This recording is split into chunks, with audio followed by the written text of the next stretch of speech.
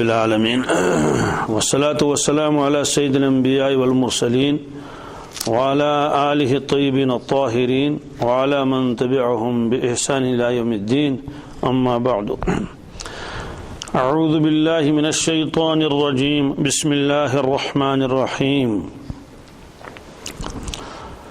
ایاک نعبد و ایاک نستعین اہدنا الصراط المستقیم صدق اللہ العظیم۔ ہر مسلمان ہر نماز میں بلکہ نماز کی ہر رکعت میں اللہ تبارک تعالیٰ سے ہدایت مانگتا رہتا ہے۔ سوال یہ ہے کہ یہ کب تک ہدایت مانگتا رہے گا؟ کہتے ہیں آخری دم تک ہدایت مانگتا رہے گا، کیونکہ اس کے درجات تو ختم ہونے والے نہیں ہیں، اور اس کا ثبوت خود قرآن پاک میں ہے۔ قرآن پاک میں اس کا ثبوت بہت جگہ ہے۔ سورہ فتح میں بھی اس کا تذکرہ ہے کہ اللہ کے نبی صلی اللہ علیہ وسلم عمرے کے ارادے سے تشریف لائے، مدینہ طیبہ سے مکۃ المکرمہ احرام باندھے ہوئے ہیں، قربانی کے جانور ساتھ ہیں، اور حدیبیہ کے مقام پر پہنچے۔ کافروں نے ان کو آگے بڑھنے نہیں دیا، روک لیا۔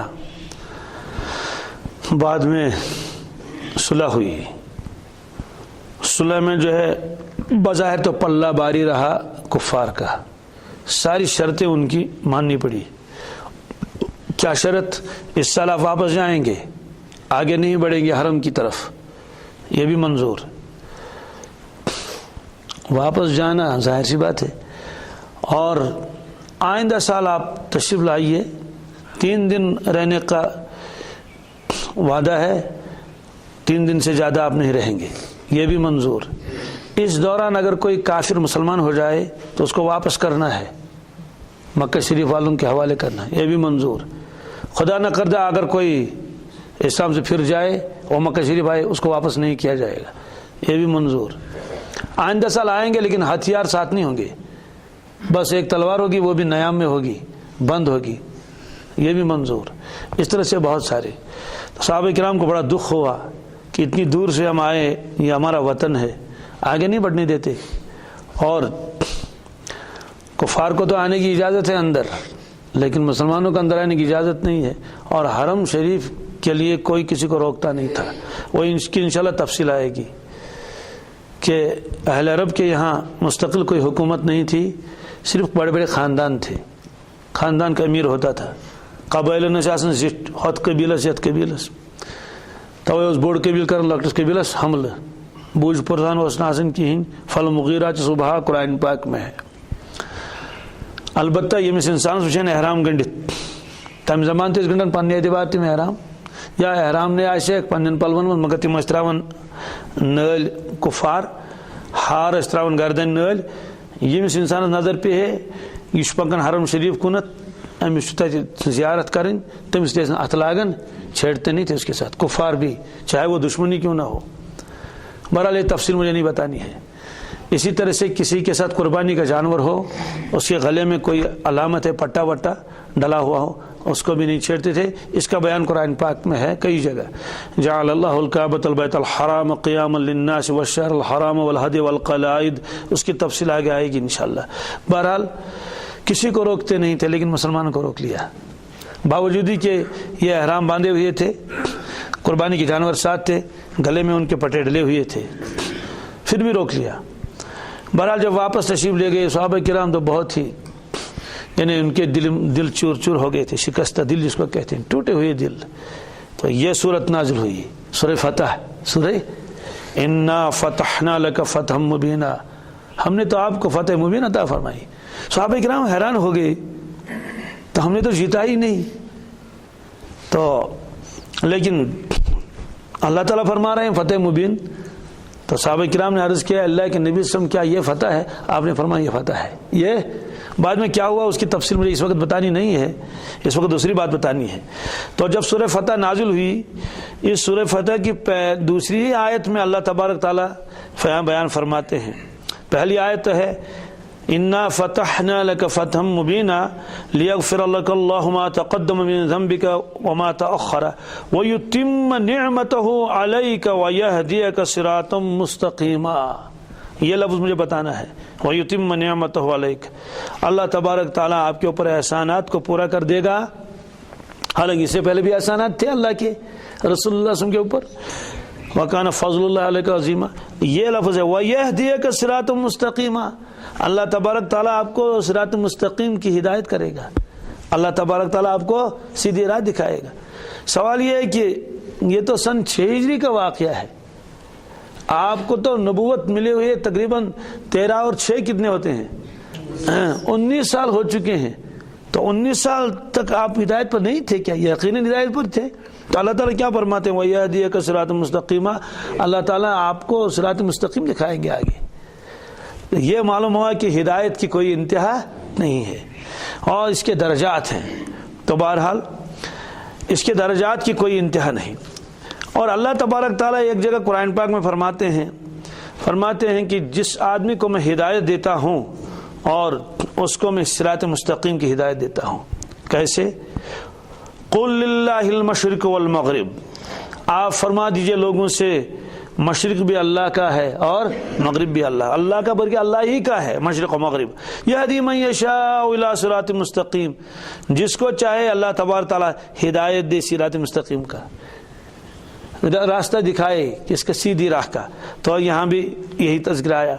एक जगह इससे ज़्यादा अजीब गरीब आयत है, अल्लाह ताला फरमाते हैं कि सिरात मुस्तकीम पर चलना ये यूं ही नहीं है, जिसको मैं शरह सद्र करूँगा तो वो चलेगा वरना नहीं। कैसे? फमन युरिदुल्लाहु अन यहदियहु, अल्लाह तबारक ताला जिसको चाहता है उसको हिदायत देता है। कैसे? यशरह सदरहु लिल इस्लाम, इस्लाम के लिए उसका सीना कुशादा हो जाता है। इस्लाम कबूल करने के लिए, इस्लाम पर चलने के लिए उसका सीना क्या होता है? यहाँ ज़ाहिरी सीना मुराद नहीं, कुशादा हो गया तो मोमिन का सीना इतना होगा जो है वो 2-3 मीटर का होगा, नहीं, अंदर से ऐसी कुशादगी उसके अंदर दिल के अंदर आती है और फ़ौरन इस्लाम को कबूल कर लेता है। इस्लाम पर चलना उसके लिए आसान होता है, इस्लाम उसको इतना प्यारा लगता है कुछ कहने की बात नहीं। यशरह सदरहु लिल इस्लाम, तो अल्लाह जिसको चाहता है हिदायत देना तो खोलता है उसका सीना इस्लाम के लिए। वमन युरिद अन युदिल्लहु, जिसको चाहे अल्लाह ताला गुमराह कर दे, यजल सदरहु ज़य्यक़न हरजन कअन्नमा यस्अदु फिस समा, उसके सीने को तंग करता है, निहायत तंग करता है, तो ऐसा लगता है जैसे आसमान पर चढ़ रहा है। तो आसमान पर चढ़ना तो मुश्किल है ना, बहुत मुश्किल लगता है, कहाँ चढ़ूँ, मैं तो चढ़ नहीं पाऊंगा।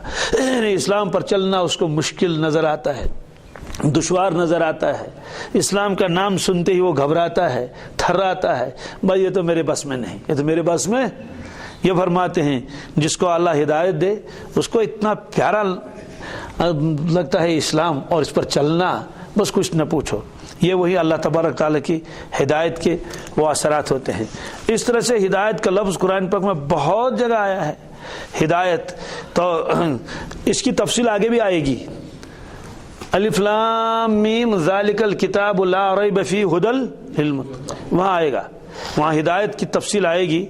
यहाँ मुराद है क़ल्बी बसीरत, क्या दिल में हिदायत डाल देता है अल्लाह तबारक ताला, क़ल्बी बसीरत उसके ऊपर आ जाती है और उसकी वजह से उसको साफ नज़र आता है हक़ व बातिल। इसी तरह से अल्लाह ताला फरमाए इन्नका लअला हुदम मुस्तक़ीम, या रसूलुल्लाह सल्लल्लाहु अलैहि वसल्लम आप तो सीधे रास्ते पर हैं। क्या है? हुदम मुस्तक़ीम है, आप हुदम मुस्तक़ीम पर है, आप हिदायत है, दुरुस्त हिदायत है। और एक जगह फरमाए फबी हुदाहु मुक़्तदी, ये अंबिया अलैहिस्सलातु वस्सलाम तो हिदायत याफ्ता है, आप उनकी इत्तिबा कीजिए। एक जगह फरमाए इन्नल हुदा हुदल्लाह, बस हिदायत तो अल्लाह की हिदायत है। इस तरह से हिदायत के एक माने आते हैं निशान राह। क्या निशान राह के माने? कहीं आदमी को चलना है, अब मालूम नहीं कैसे चलूँ, कहाँ चलूँ, तो निशानात तलाश कर करके चलता है। और ये कुरान पाक में भी है। मूसा अलैहिस्सलातु वस्सलाम ने जंगल में देखी कि आग जल रही है, अपने अहलिया मोहतरमा से फरमाया कि आप ठहरो, मुझे आग नज़र आ रही है। फ़क़ाल लिअहलिहिम कुस्सू इन्नी आनस्तु नारा लअल्ली आतीकुम मिन्हा बिक़बसिन औ अजिदु अलन नारि हुदा, या मैं आग के पास चला जाऊं तो मुझे कुछ हिदायत मिले। वहाँ हिदायत से मुराद क्या थी?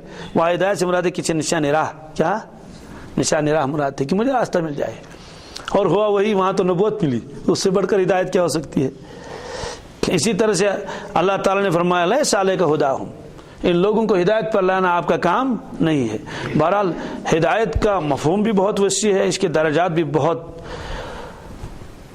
لا متناہی درجات ہیں، غیر محدود، اور اس کا بیان قرآن پاک میں بھی ہے۔ اس آیت کی طرف میں اشارہ کرتا ہوں، تفصیل نہیں۔ وہ آیت کہاں ہے؟ وہ آیت ہے سورہ مائدہ میں۔ کس میں؟ سورہ مائدہ میں۔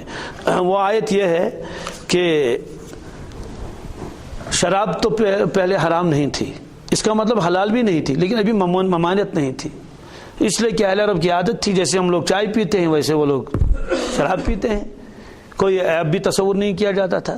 بلکہ آپ کو تعجب ہو جائے گا، ابھی رمضان کے بعد، مجھے تو پہلے ذہن میں تھا رمضان سے پہلے، لیکن میں نے جب دیکھا تو رمضان کے بعد، ایک علماء کا وفد گیا تھا وہاں بخارا، سمرقند وغیرہ، وہاں سے آنے کے بعد جو انہوں نے حالات سنائے کہ وہاں مہمان جب آتا ہے، مسلمان کی حالت غیر مسلم کی نہیں، تو دسترخوان پر جیسے پانی لایا جاتا ہے، دوسری روٹی وغیرہ، تو شراب کی بوتل بھی لائی جاتی ہے، یعنی کوئی چھپ چھپ کے نہیں پیتا ہے۔ یہ توج برائے کھٹتی چون پچ لان تان تلک کرن، نہیں، مہمان آ تو اس برونٹ کہیں، کیوں؟ ان کے تصور میں بھی نہیں ہے کہ یہ کوئی حرام چیز ہے، اس لیے کوئی بتانے والا نہیں، پڑھائی نہیں، معلوم ہی نہیں، مسلمان تو ہے لیکن علم دین نہیں ہے۔ تو یہ تو مسلمانوں کا حال ہے، تو جو کافر ہوں گے تو ان کا کیا حال ہوگا؟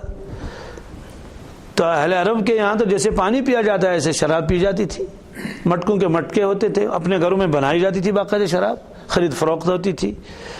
تو اس کے بعد شراب حرام ہو گئی، چلو حرام ہو گئی۔ اب صحابہ کرام کو اشکال ہو گیا کہ یا اللہ، جو لوگ اس سے پہلے دنیا سے چلے گئے صحابہ کرام، شراب حرام نہیں تھی، اور شراب جو حرام ہوئی یہ تو ایک وقت حرام نہیں ہوئی، درجات مذکور حرام، اس کی تفصیل بھی مجھے بتانی نہیں ہے، وہ آگے خود آئے گی، کس کس سن میں یہ کس طرح سے شراب کو حرام قرار دیا گیا۔ آخری جو آیت نازل ہوئی وہ آیت نازل ہوئی یا ایھا الذین آمنوا انما الخمر والمیسر والانصاب والازلام رجس من عمل الشیطان فاجتنبوہ لعلکم تفلحون۔ اے ایمان والو، شراب اور جوا اور بت اور یہ لاٹری وغیرہ جو تم کھیلتے ہو، اس کی ایک خاص شکل تھی وہاں، یہ سارے گندے کام ہیں، یہ شیطان کے کام ہیں۔ کس کے؟ گندی چیزیں شیطان کے کام ہیں، اس سے بچو تاکہ تم نجات پاؤ گے۔ اس میں آئے گی تفصیل انشاءاللہ کہ شراب کو بت کے ساتھ جوڑ دیا، اس لیے حدیث پاک میں ہے کہ شارب الخمر کا عابد الوثن، شراب پینے والا ایسا جیسا بت پرست، جیسا، کیونکہ ایک ہی آیت میں شراب کا بھی تذکرہ ہے، جوے کا بھی تذکرہ ہے اور بت کا بھی تذکرہ ہے۔ بہرحال ایک ہی مرتبہ شراب حرام نہیں ہوئی۔ اس کے بعد صحابہ کرام کے دل میں یہ اشکال آ گیا کہ ان لوگوں کا کیا ہوا جو پہلے پیتے تھے، اور ان میں سے بہت سے چلے گئے دنیا سے۔ تو اس پر آیت نازل ہوئی لیس علی الذین آمنوا وعملوا الصالحات جناح فیما طعموا، کہ ان لوگوں پر کوئی گناہ نہیں ہے جنہوں نے شراب پی تھی جب حرام نہیں تھی، اور وہ ایمان والے بھی تھے، ایمان انہیں لایا اور اعمال صالحہ کیے۔ اذا متقوا، جب اس کے بعد وہ متقی ہو گئے، اس کے بعد وہ متقی بن گئے، شراب حرام ہو گئی، چھوڑ دی۔ وآمنوا، پھر ایمان لائے، وعملوا الصالحات، پھر اعمال صالح کی، ثم اتقوا، پھر اور اللہ سے ڈرتے رہے اور متقی بن گئے، وآمنوا، پھر ایمان لائے، ثم اتقوا، پھر متقی بن گئے۔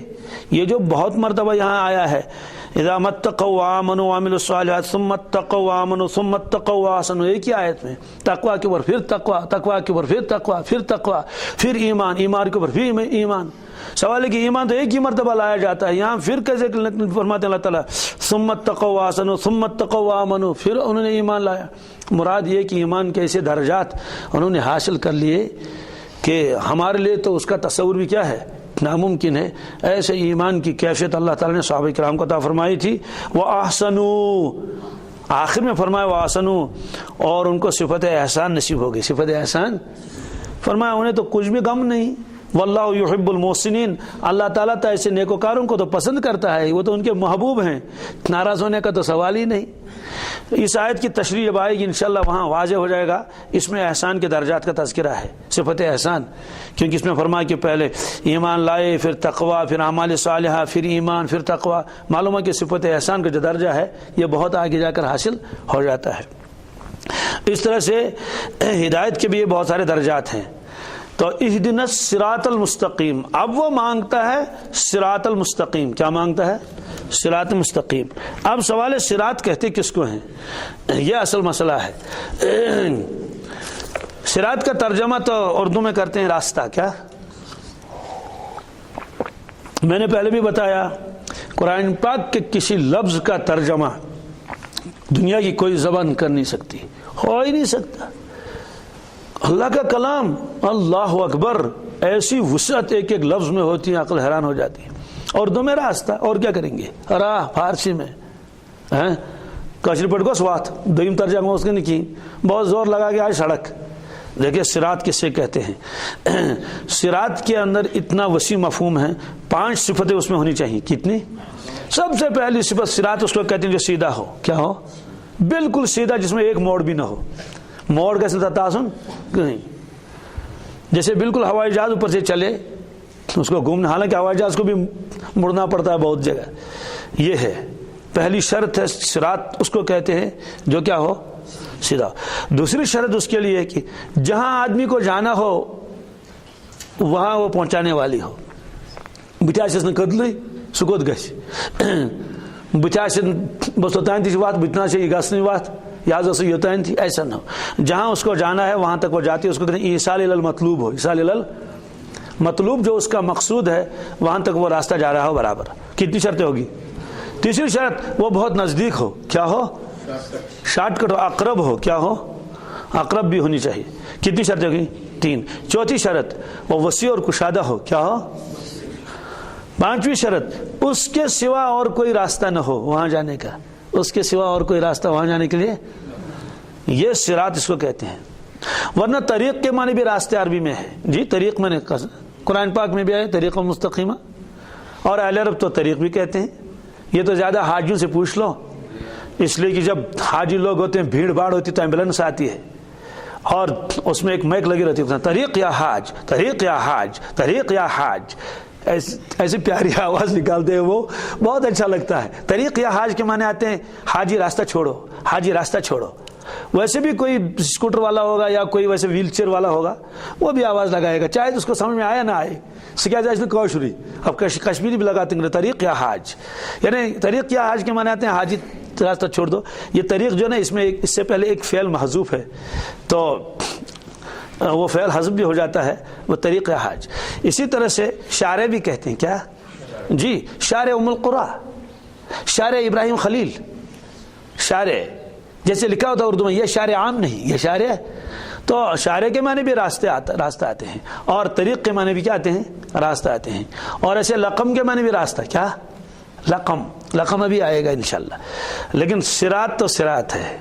یہاں اہدنا الطریق المستقیم اللہ نے نہیں فرمایا، اہدنا الصراط المستقیم. تو یہ 5 شرطیں ہیں. کتنی شرطیں ہیں؟ 5. سب سے پہلی شرط یہ ہے کہ وہ سیدھی ہو. ظاہر سی بات ہے، اس لیے ایک اصول ہے، یہاں ایک نقطہ ہے، یہاں دوسرا نقطہ ہے. سمجھا گیا؟ اگر آپ زگ زیگ ایک راستہ بنائیں گے وہاں تک تو وہ تو بہت ہی لمبا ہوگا، لیکن اگر آپ اسٹریٹ لے لیں گے، اسٹریٹ جہاں بھی خط ہوگا وہ اقرب ہوتا ہے.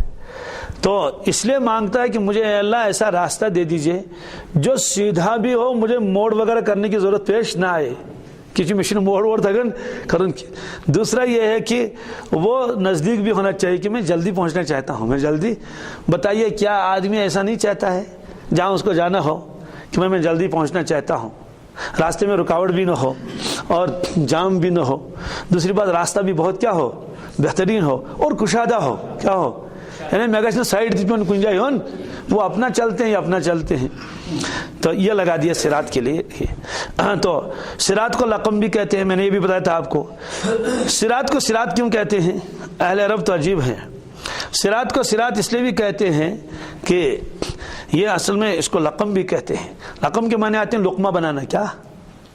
لقمہ بناتے ہیں نا. لقمے کو لقمہ اس لیے کہتے ہیں کہ آدمی لقمہ اٹھا لیتا ہے اور نگل لیا، اب لقمہ کا کہیں نظر نہیں آیا.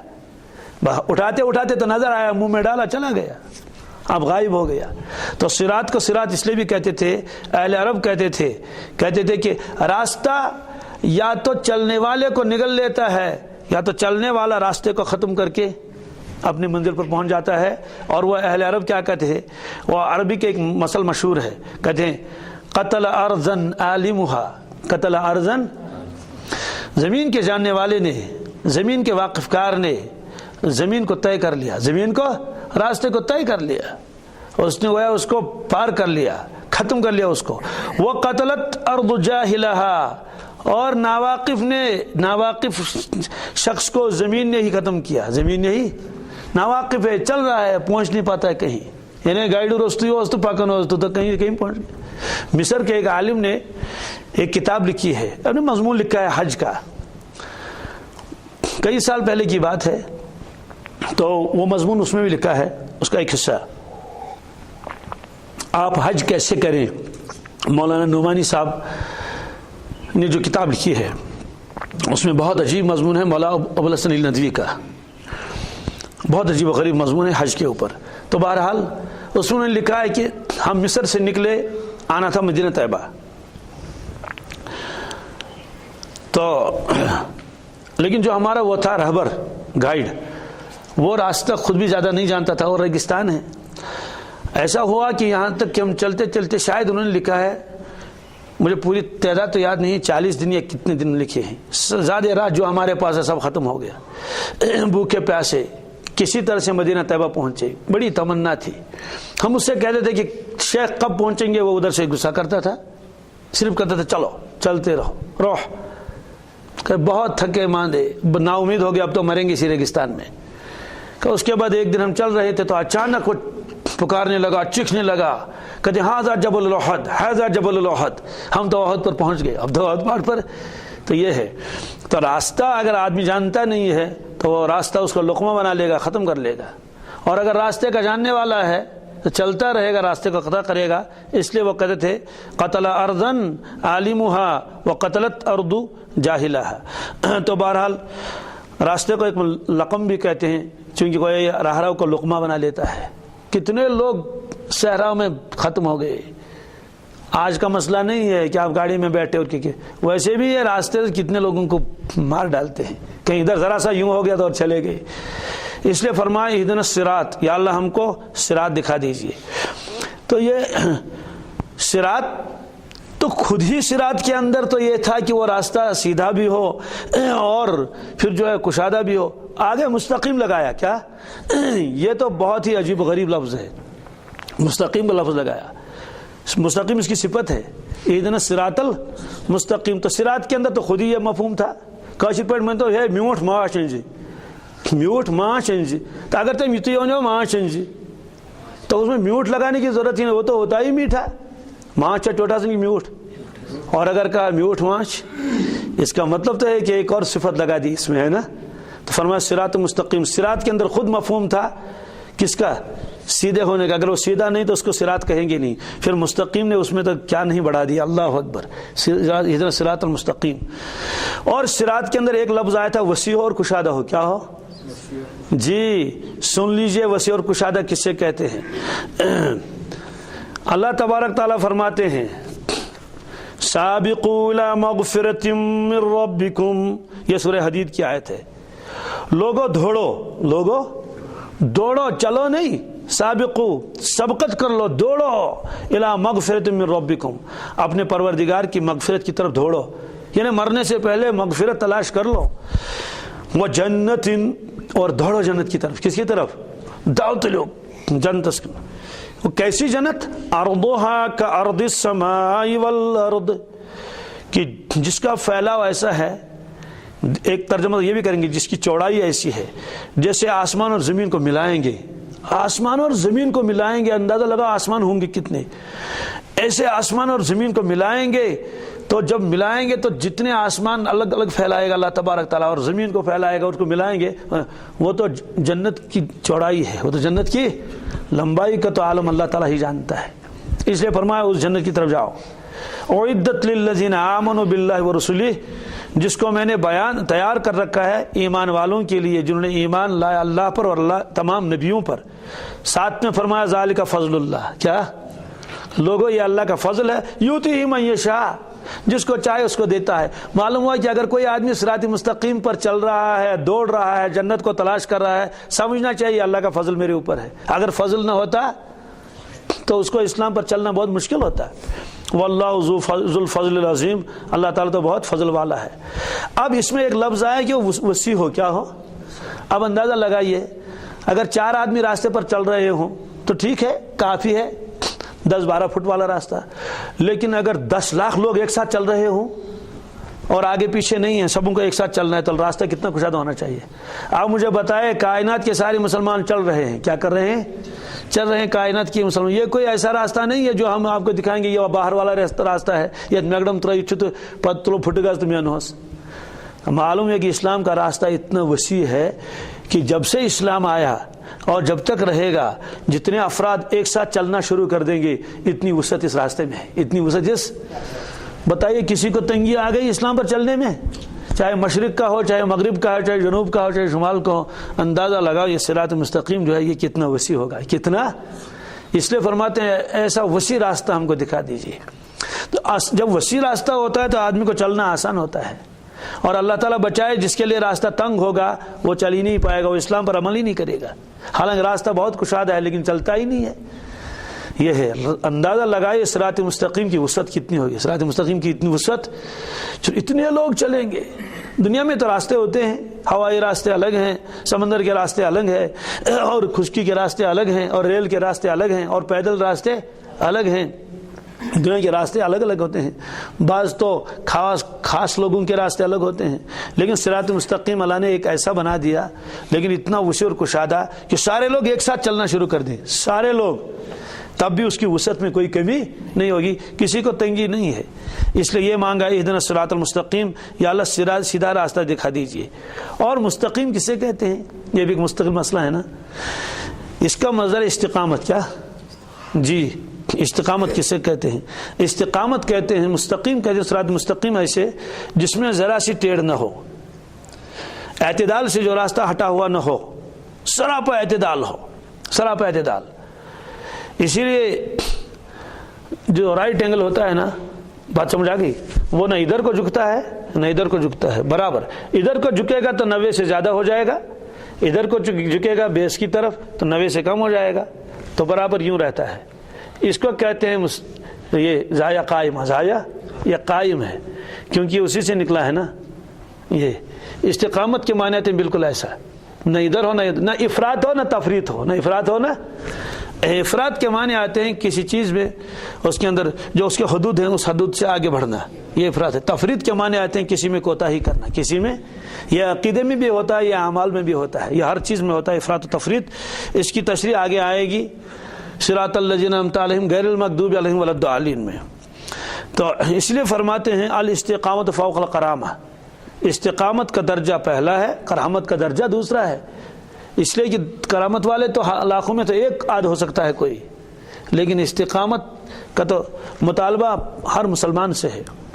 اللہ کے نبی صلی اللہ علیہ وسلم کے ریش مبارک میں چند موئے مبارک سفید ہو گئے تھے، تو حضرت ابوبکر صدیق نے یہ دیکھ لیا تو بہت فکر مند ہوئے، عرض کیا شبت یا رسول اللہ صلی اللہ علیہ وسلم، اے اللہ کے نبی صلی اللہ علیہ وسلم آپ کے اوپر تو بڑھاپے کے آثار نظر آنے لگے، یعنی آپ کی داڑھی مبارک سفید ہونے لگی۔ آپ نے فرمایا شیبتنی ہود، فرمایا کہ ہاں صحیح ہے، سورہ ہود نے مجھے بوڑھا کر دیا۔ اب سورہ ہود میں کیا ہے؟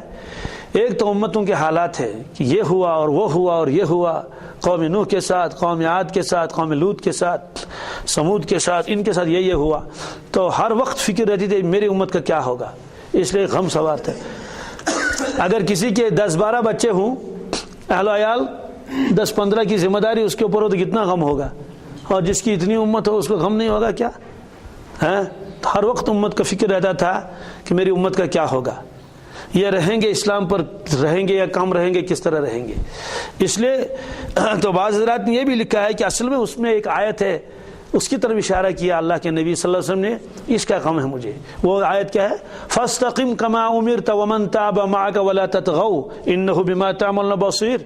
فاستقم کما امرت، یا رسول اللہ صلی اللہ علیہ وسلم فاستقم کما امرت، جیسے آپ کو حکم دیا گیا اللہ تعالیٰ کی جانب سے ایسے آپ ثابت قدم رہیے۔ حضرت تو ثابت قدم تھے ہی، ان کے ثابت قدمی میں تو کیا شک ہو سکتا ہے، مگر چونکہ احکامات سے گژھن متوجہ امتس کن تھی، اس لیے فرمایا فاستقم کما امرت ومن تاب معک۔